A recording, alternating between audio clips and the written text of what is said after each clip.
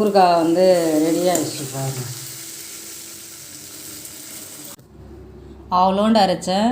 இப்போ இவ்வளோ தான் இருக்குது. சாம்பார் சட்னி இருந்தாலும் கூட இதை கொஞ்சமாக நல்லெண்ணெயில் சேர்த்து சாப்பிட்டா இட்லி தோசை டேஸ்ட்டாக இருக்குதுன்னு பசங்க இதையே விருப்பமாக சாப்பிட்றாங்க. இதில் போட்டிருக்கிற பொருட்கள் உடம்புக்கு கெடுதலானது எதுவுமே கிடையாது. அதனால் டெய்லி 1 ஸ்பூன் 2 ஸ்பூன் சாப்பிட்டா எந்த பிரச்சனையும் வரப்போகிறதில்ல. அதனால் எல்லாமே வந்து காலி பண்ணிட்டாங்க. இவ்வளோ தான் இருக்குது இப்போதைக்கு. தக்காளி ஊறுகாய்க்கு 1 கிலோ தக்காளி எடுத்துருக்கிறேன். இந்த மாதிரி பீஸ் பீஸாக கட் பண்ணி எடுத்து கடாயில் போட்டு வேக வைக்கலான்னு. புளி பாருங்கள், ஒரு 25 கிராம் இருக்கும். தக்காளியை கடாயில் வேக வைக்கும்போது நான் எண்ணெய்லாம் எதுவும் ஊற்றலை. ஸ்டார்டிங்கில் அடி பிடிக்கும்னு நினைக்கிறவங்க கொஞ்சமாக எண்ணெய், ஒரு 1/2 ஸ்பூன் எண்ணெய் ஊற்றி வேக வைக்கலாம்.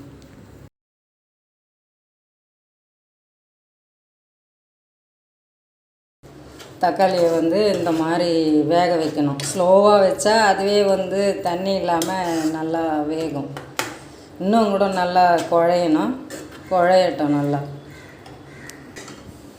கடலைப்பருப்பை விட உளுத்தம்பருப்பு கொஞ்சம் அதிகமாக போடணும். அது வந்து 1 கப்புக்கு கொஞ்சம் குறையா இருந்துச்சு. உளுத்தம்பருப்பு இது 150 கிராம் இருக்கும். 1 கப் அளவு வந்துருக்கு. இந்த மாதிரி கொஞ்சம் கலர் சேஞ்ச் ஆகணும். அந்த மாதிரி ஃப்ரை பண்ணி எடுத்து வச்சுருக்கேன்.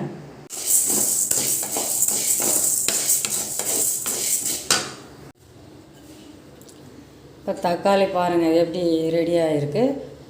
புளி வந்து திக்காக கரைச்சி ஊற்றிக்கணும்.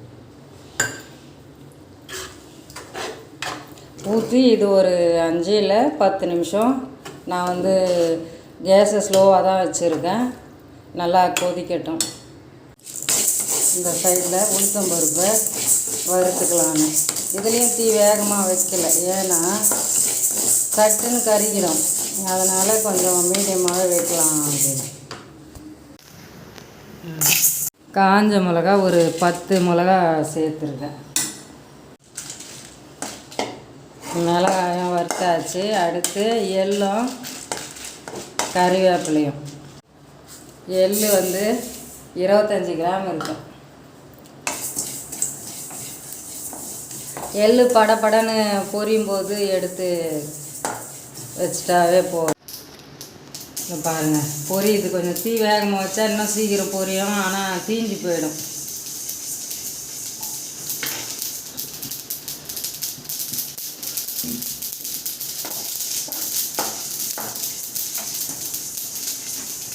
அலசி தான் காய வச்சுருக்கேன்.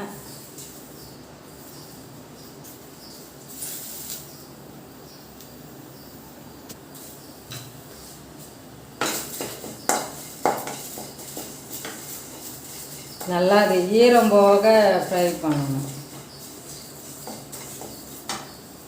தக்காளியும் புளியும் நல்லா மிங்கிளாகி இந்த மாதிரி வந்திருக்கு. இன்னும் கூட கொஞ்சம் நேரம் இருக்கட்டும். ஏன்னா இன்னும் நல்லா ஒரு சிலர் மிக்சியில் அரைச்சி ஊற்றிடுவாங்க. அந்த மாதிரியும் செய்யலாம், ஒன்றும் தப்பு இல்லை. நான் சரி அப்படியே வதக்கலாங்க.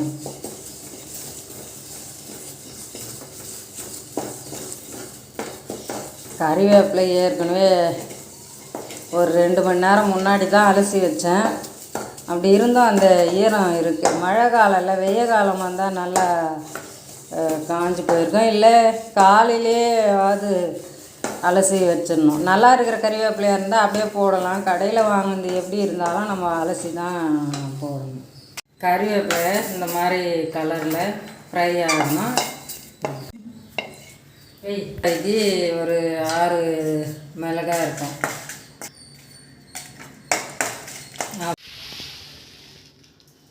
கடுகு,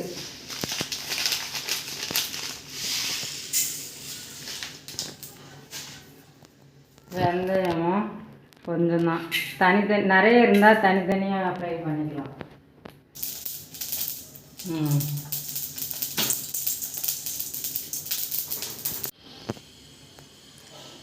நல்லெண்ணெய் தான் வந்து யூஸ் பண்ணியிருக்கேன். 100 கிராம் எண்ணெய் வாங்கினேன். 75 கிராம் எண்ணெய் ஊற்றிருப்பேன். எண்ணெய் காஞ்சோன்னு சேர்த்துட்டு சும்மா வந்து இதுக்காக போடுறது. கடுகு பொரி. இப்போ பூண்டு, கறிவேப்பிலை. பூண்டு வந்து நல்லா கோல்டன் கலரில் வரணும். கருப்பாயிடுது, அதுதான் எதுலேயும் நம்ம மிளகா முன்னாடி போடுறது இல்லை.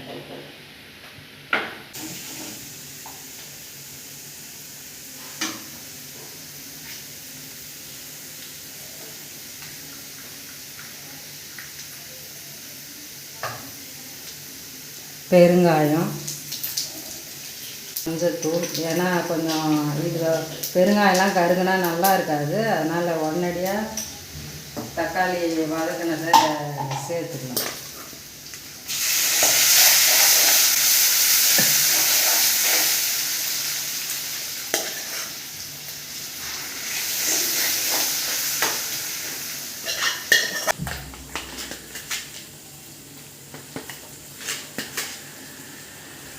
சேர்த்துட்டு உப்பு வந்து கொஞ்சமாக சேர்த்துருக்கேன், பார்க்கலாம்.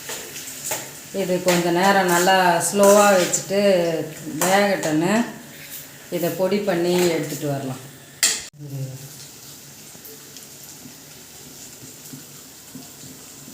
இது வந்து காஷ்மீரி சில்லி பவுடர், கொஞ்சமாக கலருக்காக, நிறையெல்லாம் போடல.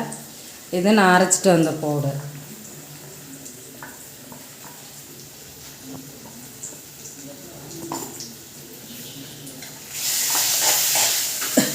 இது வந்து துருவின வெல்லம்.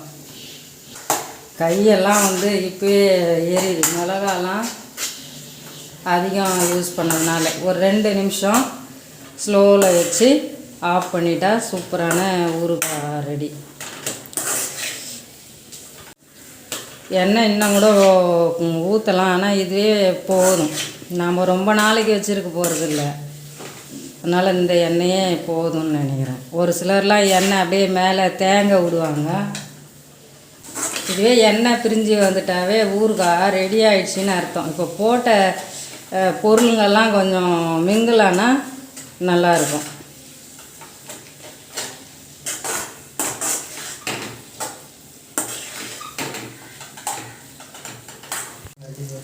ஊறுகாய் வந்து ரெடி ஆகிடுச்சு பாருங்க.